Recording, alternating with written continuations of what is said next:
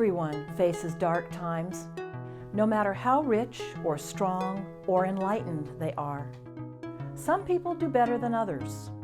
They rise to the challenge and ride the ups and downs to a successful outcome. How can you build your strength to hold and use power? I'm sure you're familiar with the phrase, between a rock and a hard place. This is an example of the loss of power that comes up when we're faced with an obstacle or an obstruction. There are external obstructions around which we have absolutely no control, and one of those could be in terms of movement. For example, if your car breaks down, you now have an obstacle that can feel very disempowering at the moment because you're late, you want to get where you need to go, and you can't go anywhere until somebody comes to your aid. Too bad, that's the way it is, and you can either fuss about it or you can step back and practice a little bit of patience. Another type of obstruction has to do with people. No, really? Yes, sometimes the people that you're counting on to help you with your project or process or whatever aren't there for you. They're not in a good mood. They have other things that they'd rather be doing, and that's a problem. And again, you can feel quite helpless because you have an agenda, and you get to step back and wait for them to be ready to work with you. Seems that patience is part of a sense of gaining empowerment. Timing is another obstruction that we come across. A simple one is you can't plant a summer crop in the middle of winter when there's not enough heat and sun. We can't change timing. We have to be smart and work with timing. So obstacles or obstructions can create a sense that we've lost power, but they don't necessarily make us feel disempowered. We have control. There are obstructions, however, that are internal.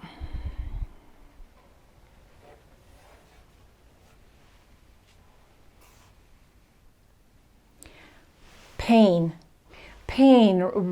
whether or not it's literally a physical pain or an emotional pain. Pain can be so debilitating. When we're in the midst of it, we feel locked down, helpless, unable to really do anything about life. And that's a tough place to be in. But again, it does not have to be disempowering. The normal response, well, not normal, but typical, a response to pain, whether it's physical or emotional, is to want to hunker down, to pull back, to not feel. Another response is to turn away. Oh, I don't want to hear it. I don't want to talk about it. I don't want to have anything to do with it. If we remove ourselves from the situation, we have lost power, because it's only when you are in the present moment, being present, being attentive to what's going on, that you have an ability to respond. Here's an example. If you make your fist and you really make it tight, you're going to feel pressure, you're going to feel pain, you're going to feel contraction. You're not going to be able to feel any movement of energy. And this is what we do often when we're in pain. We contract. We have to relax. We have to open up, because in the opening up, we create space. Space for the energy to move, space for the help to come in that we need in order to move on to better places. So I just want you to remember that idea of contracting and relaxing as a tool when it comes to helping relieve the sense of disempowerment. To go along with this idea, I have 3 examples for you that deal with reframing. If we see something in a negative light, we have a negative experience. If we can cast a positive light into that event, our experience will shift. It's helpful to realize that we can turn negative and painful situations into neutral events. Once we eliminate the charged feelings we have experienced, we have a better chance of dealing with the situation effectively. Let's take a look at 3 typical experiences that arouse negative emotional responses. The first one is alienation. You might hear yourself saying, "Nobody has time for me," or "Nobody listens to me." The negative charge will cause us to shut down or withdraw.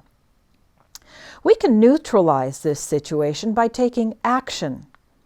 When you feel the absence of touch, attention, or respect, turn around and create it for someone else. I can give you a personal example of this. When my husband was starting his own business, he was working 24 hours a day and 7 days a week, and I felt he had no time for me whatsoever. So I would go into his office every once in a while and give him a big hug.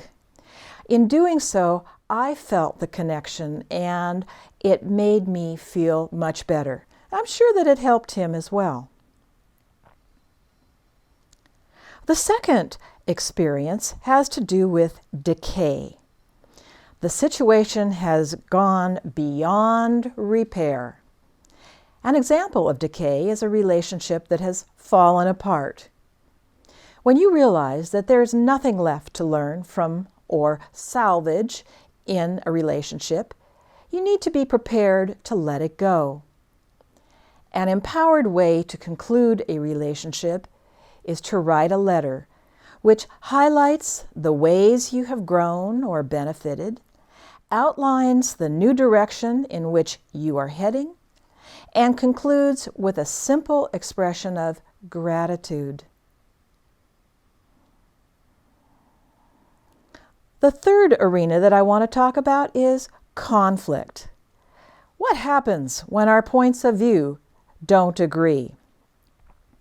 Well, first of all, we need to realize that agreement is not essential. However, being heard and acknowledged is. Disagreement can shut down communication. Acknowledgement will keep the dialogue alive.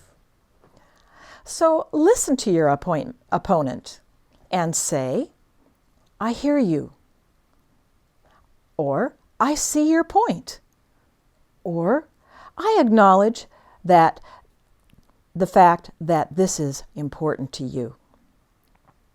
By doing so, they feel heard, and in return will probably be more open to hearing your point of view as well.